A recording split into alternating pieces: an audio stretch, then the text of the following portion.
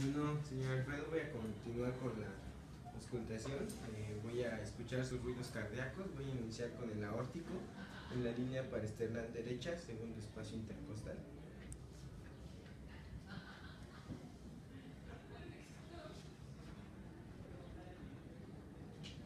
Okay.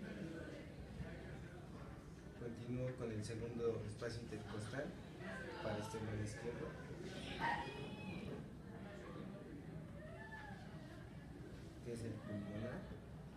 El cuarto, que es el tricuspidio, cuarto espacio intercostal parasternal izquierdo igual.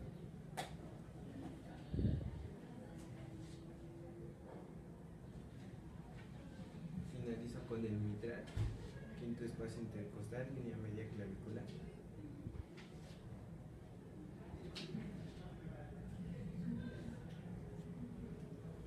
Ok, señor Alfredo, ya se puede vestir.